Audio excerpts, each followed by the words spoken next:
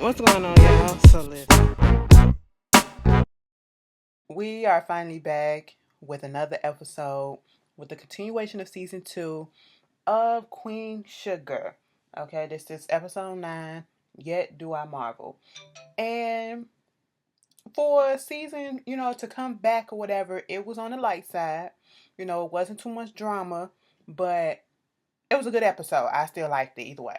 Okay. Of course, y'all know I like it because when they start off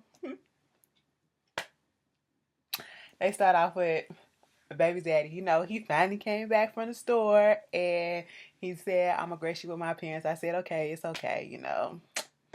Um, it is what it is. It is what it is. We're going through a difficult time right now in our family because Darla is having some issues.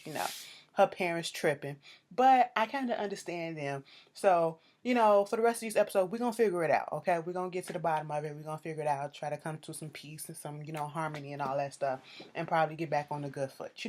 But her and, Ralph, they doing their date night or whatever. He hasn't been to a movie in over a year. He been locked up and trying to work with, Blue and working on the farm and all this stuff. So, finally going to a movie and he's talking about how the stuff was so predictable and all that shit. I said, oh, baby, you sound like me.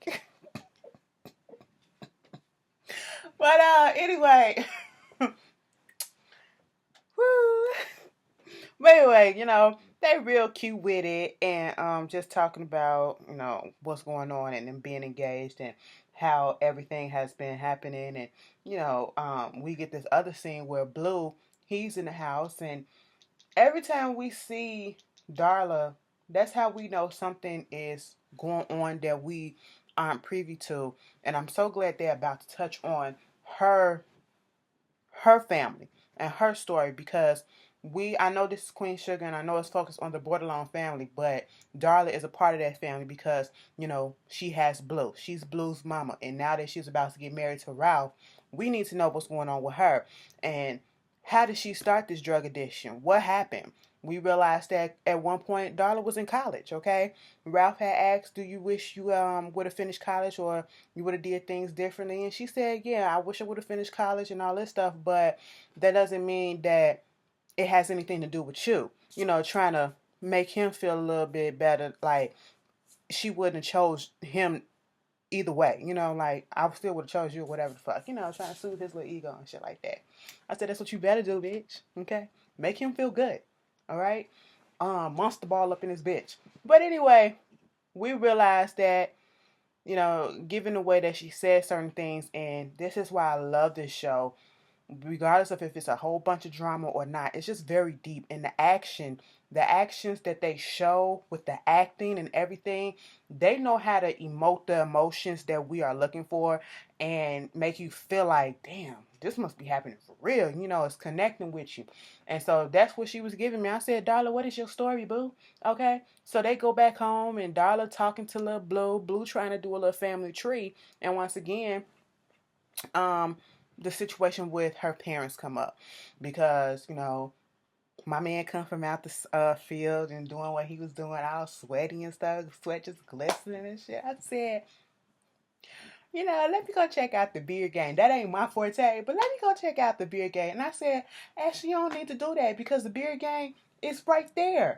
Okay, that's all that it is, right there, Kofi. That's what it is. But anyway. So Blue was talking about his little family tree that he was doing, and he was talking about Ralph's mom. He was asking what's his grandfather's birthday and all that, and then he started asking about Darla. What's your parents' name and when their birthday, when did they get married and all this stuff. And I was like, okay, let's get down to it. It is so amazing to see that Bianca Larson is like 38 years old, okay? Because she's older than Beyonce. Bianca Larson is 30, but she look younger than the bitch. I'm just saying. She still looks like she's 16 years old. Like, she can really pull off a 20-year-old on this bitch. Y'all know Ralph is like 23 years old in real life. God damn. I don't give a shit. But anyway, she, kind of hesitant when she's talking about her family, and you just see it in her face and you see it in her emotions that it's a deeper story, that something's going on. So because at that moment, just to like change the subject a little bit, Ralph, tells Blue that, hey, me and Mama getting married. You guys are gonna be together forever. Yes, we are. So I was like, that's cute. Um, they go over and they see Vi. Do they see Vi? No. Ralph takes Blue over to Nova's house, Nova, to get some more information about their mother, pictures and stuff like that. And at this moment, I think this is probably the first time that not Blue, but Ralph and Nova have seen each other since the big blow up on a cordial platform. And it's no animosity, it's no hard feelings. And I just love this scene because one of the last times that we seen them, they was going at each other's throat, and everybody was just crying everywhere. And I was like, oh my God, I ain't got time for all this sadness. And then now when we see them together, they're cordial, and then Blue breaks the ice and say, Mama and Daddy getting married and all that stuff. So is this true? Yeah, it's true. And Nova, she did seem like she was happy. At first I was like, don't start no shit, Nova. Don't start no shit. He is trying to get his life together. Don't start it. But she was like, I'm happy for you, little bro. He was like, thank you, sis. I said, oh, that's so cute. And they hug. And it wasn't just a short hug. They embraced for a while. And that's what we've been looking for. Get this shit back on one accord, okay? Y'all need to come together. Fuck all this shit. There's too many enemies afoot trying to break us apart. We need to come together and stay like a fortress. Clamp down. But they go see Vi and Hollywood, and they tell them.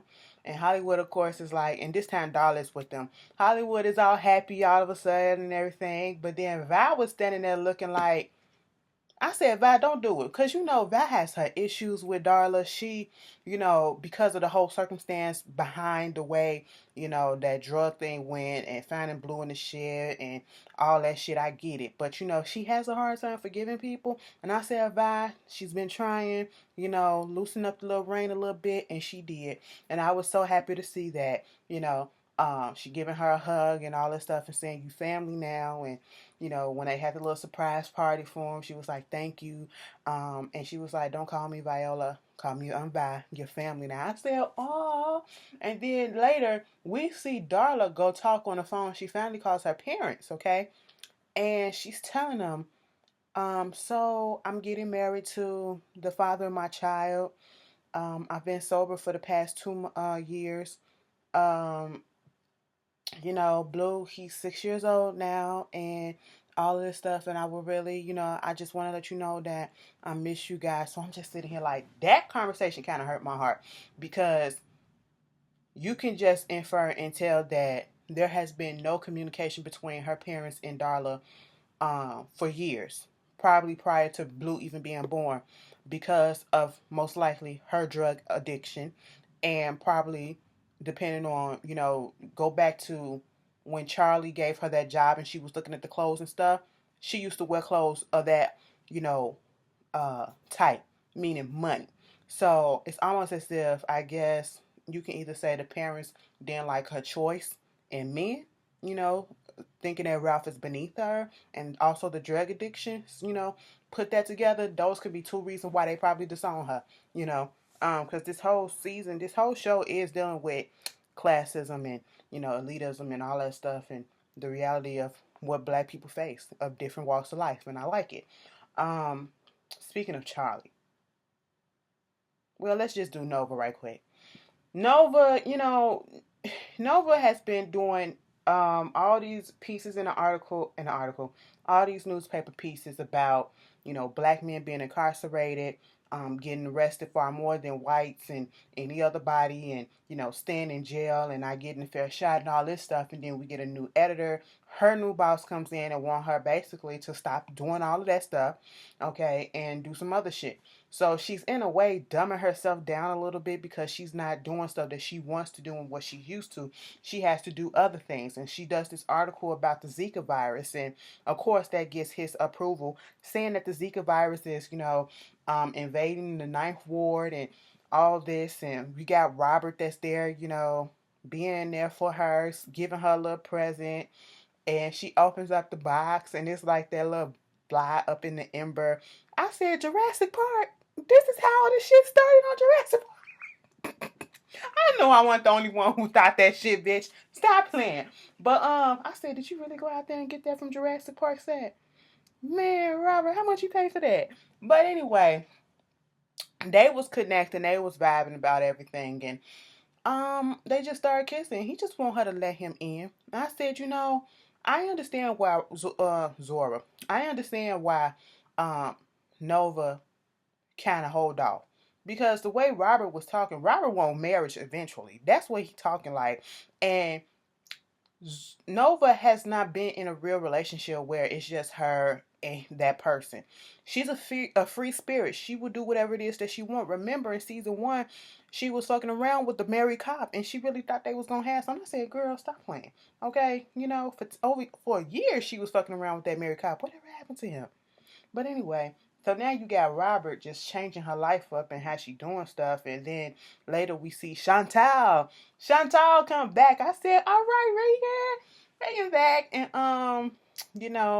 her little lesbian dip back in the day, and she works with the health and stuff. So she's like, why would you put something out like this? You're basically trying to scare the public, and you don't even, what is it that you stand for? Why are you doing, this ain't even your lane. I don't even know what it is that you stand for anymore. It's like you just settling to do stuff to appease other people at your job instead of doing what your heart is telling you to do, what you are known for doing, standing up for people, not just putting out some fluff shit like this, scaring folks and all this stuff. Robert came up in there, was like, hello, is everything okay? It was like, I'm Robert. She was like, bitch, I know who the fuck you are, okay? I don't even got time. Chantel was not having it, and she was seeing through the bullshit. She basically thinking that this dick is changing your life, which it kind of is. And, maybe I hope it's going to have a good outcome, because we saw later on at the end of the episode, the last scene that we saw with Robert and her, he called on the phone while she was at the party, the surprise party that they had for Blue and Darla, and saying that Timothy North, the philanthropist in Atlanta, he's going to back this Zika thing that they was having. 7 figures. That's $1,000,000. Okay. I said, oh, for real? And he was like, I wish I was there to toast with you and a hug. She was like, I wish too. I said, oh, I really hope he's not playing her. Because for some reason, maybe because I watch too much TV, and you just gotta keep on the lookout, because sometimes it be too good to be true. That's what it feel like. For some reason, that's what it feel like. But I really hope that he is on the up and up and really trying to help her get her point across and be on the same page with her, but just trying to find a different way to do it. I didn't see what happened at that meeting that they had with the residents, because my TV, it's raining out here, so it kind of blanked out just a little bit right at that speech part. So y'all put down in the comment what happened, what was said, because all I saw was Chantel in the audience looking like, what the fuck? And then Nova sitting there like, okay.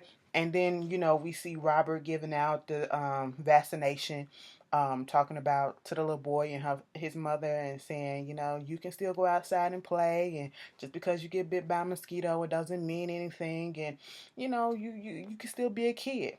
Just talking him up and being very personable and putting the parent and the child minds at ease. So I like that part. I like that. That was it with Nova. Now, Charlie Mama.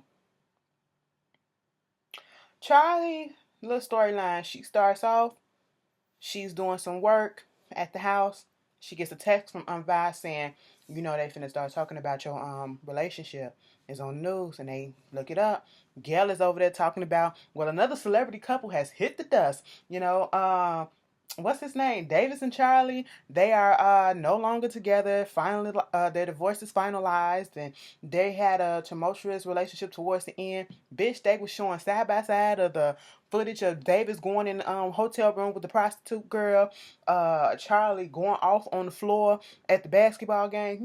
So now at this point, Remy come over just in time, and he like, let's go out on a date. And she was like, fine. I said, I guess. And they had this little stroll. and they was just connecting and Google eyes and all that stuff in the rain. It just made it so much more romantical and sensual. I said, oh, this is cute. You two light skins, go ahead and do that shit. All right, looking all bright as shit, you know. And they kiss under the umbrella, and you know, it was just really nice. I said, cool. I said, they can't ruin this moment. Oh, yes, they can. Oh, yes, they can. Let's have a phone call, and it's Charlie's mama saying, I'm gonna need to see you. She was like, okay, girl, we can come down there. You know, just tell me when. Bitch, I'm already down here. I said, oh, Lord. As soon as she said that, I just knew this stuff wasn't gonna end well. And I knew I was not gonna like her mom, okay? Charlie goes to meet her mother, and she's in this restaurant.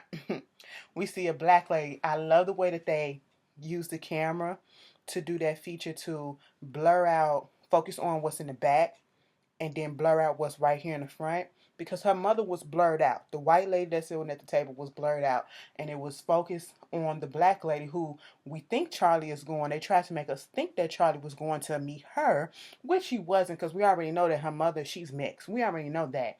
So, we think she's going to meet her, but then it's this man that comes over to meet the black lady, and then it focuses, finally put the black couple in the background, blurs them out, and then focuses on her mother, this white lady. And the mother got on my nerves. Lorena, you got on, learn whatever the fuck your name is, Miss L, Miss Prescott, you got on my goddamn nerves, okay? You got on my nerves with your white privilege having ass, okay? You only kind of got a couple of points for me at the end, that little speech that you gave Charlie and all that shit, but you really got on my nerves when she first sat down and she literally said, I'm so sorry that I couldn't be here, you know, because I was out there on the water. You know, she was on this boat or something. And I was in the middle of nowhere, and I felt like my friend, she was going through some stuff with her husband, so I needed to be there to comfort her. And then I just didn't know that your father's death was going to hit me as hard as it did. And, maybe the water and being out there, it did me some good overseas and across the world and all this shit. You know, maybe I'm sorry that I couldn't be here sooner, but I just felt like those things, it worked for me. It was something that I needed. I'm sitting here like, your daughter literally had her world shattered in national headline news all over the world. Everybody fucking knows and sees. Her father passes away.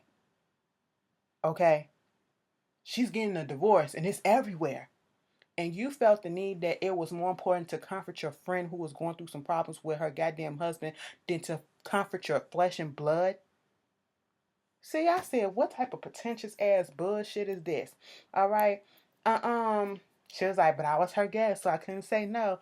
Fuck that. If your friends couldn't understand that your daughter is going through something, them not your friends, okay? Your child's supposed to come first. I don't fucking care how old they are. When they're going through some shit like this, put that child first, all right? That's all she wants. And we already know Charlie has said, you know, her mother micromanaged her life, and so therefore she became a micromanager herself. She wants everything done so perfectly because she's trying to live up to the standards of what her mother would think, what her mother would want. And it's so messed up, and we see it. When she's talking about that, they go to her place where she's staying at. The mom is talking about, well, you're in competition with Davis. This is not going to go. You know, she was like, ain't no fucking competition. What are you talking about? It was like, you think Micah want to stay here? He's going to choose to stay over there at Davis. It was like, Micah likes it here and all this shit. And I'm just like, oh my God, that is all that you can think of? You haven't seen your daughter in a long time, and this is all that you can think of and criticize and want to have an issue with? Like, what the fuck? Become a human, please.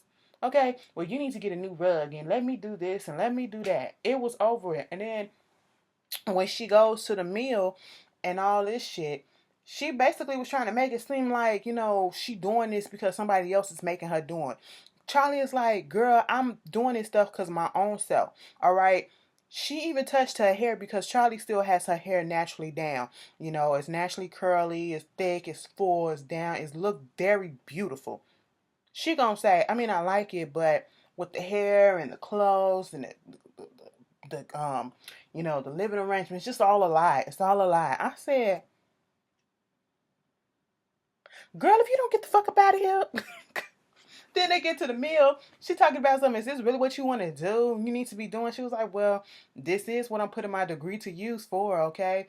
And she was like, you should be better at managing more athletes and all this shit. I said, Mom, quit trying to live through your daughter and make her live the life that you wish you could have did, okay? You still had time to do all this shit. Now go do it. And then they see Remy. Remy come over there. She asks him what he do. She talking, and she took a liking to Remy. I said, oh, okay. I was surprised. But that was that in that aspect. Davis was having a conversation with little Micah doing his homework on a Dred Scott case. I said, yeah, I remember that. When David started spilling out the stuff, I said, come through. Let's do a history moment. Okay, we need that. Put some history facts up in there for our black people so we can understand. Dred Scott was a slave trying to win his freedom. But what the fuck else? They was all vibing or whatever, and then Davis brought up the whole incident that happened that Micah told him, being in the cop car and what the cop did, and he was saying, we have to tell your mom. He was like, no, I don't want to tell her. I was like, why not? She don't want to hear nothing like that. She want to hear all the good things and everything. She don't want to hear the bad. He was like, but we have to tell her. And eventually Davis does call her and tell her, and she comes over, and she is pissed the fuck off. She's pissed off, and she keeps saying, I'm sorry to Micah, and she wants to call an attorney. She wants to do something. But Micah is saying, I don't want to do nothing, okay? I just want to let it go away. And Davis, he's saying, she was like, how can you just let this go and all this shit? And it was like, I'm not letting it go, but he don't want to do anything. And at this point, I think they just need to calm down for a minute and then revisit it when everybody has cooler, calmer head. Because I just don't see me being a parent. I don't give a fuck if my child said, hell no, I don't want to do shit. Bitch, I'm finna go call, somebody finna get fucking fired and beat the fuck up, okay? You put a pistol in my son's mouth, and so now she's feeling away. She told Nova what was going on at the party.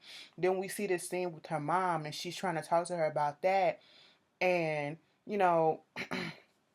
they get into this conversation. She was like, I should have known what was going on. I came down here in the summers. I know how, certain people think about others, with that stuff and how their attitudes are. And she was like, well, you sent me to a boarding school.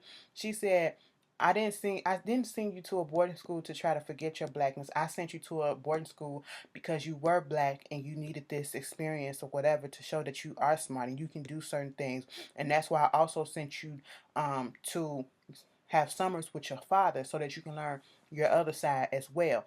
And she was like, okay, and as soon as I come back home, it's like I had to micromanage my blackness. I had to manage my blackness. Like, I could only be black for a few times a year. And I said, oh my God, is that how it feels being in a biracial household sometimes?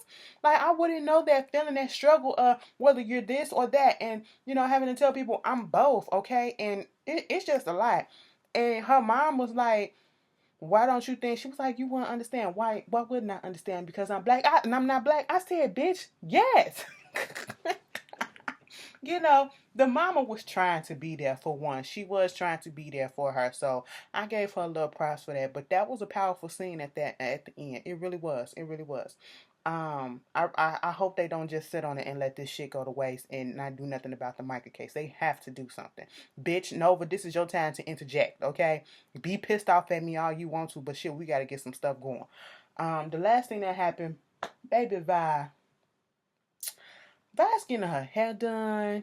Hollywood out here working on the drills and stuff like that. He connecting with this other guy. Come to find out the company, the Landry's got a part in. And I said, Hollywood, what the fuck you doing?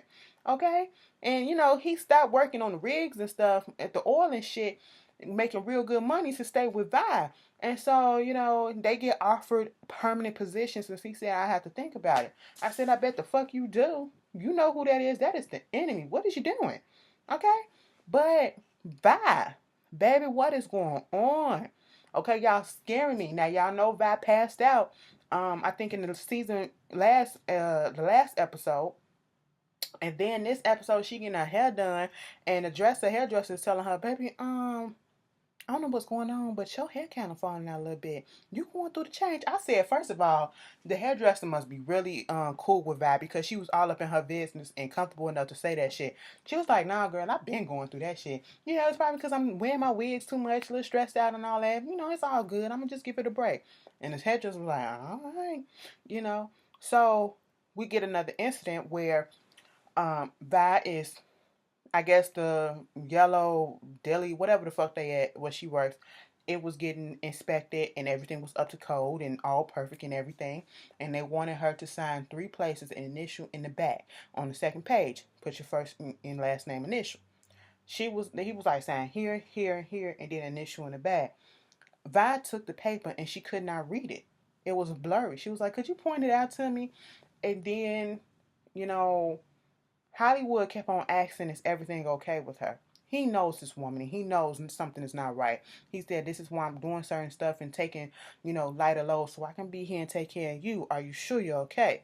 At the end of the episode, we see Vi at the doctor and she looking scared. And I'm looking scared too. Like, what is going on, Vi? Please don't have nothing so bad that it's not curable or it's just gonna really take her out. Cause I'm gonna be really sad. Like, Queen Sugar can get you in your feelings.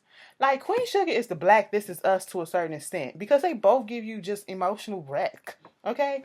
Please don't do that stuff. And then I gotta watch This Is Us. I watched that shit. I watched that shit last week at work. And I literally was in the bathroom about to break down and cry. Like, y'all ain't had to do that shit to me.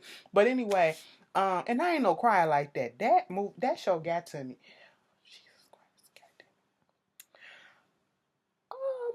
I'm just gonna log off, okay? And I will see you guys later for American Horror Story because I just got dead in my feelings.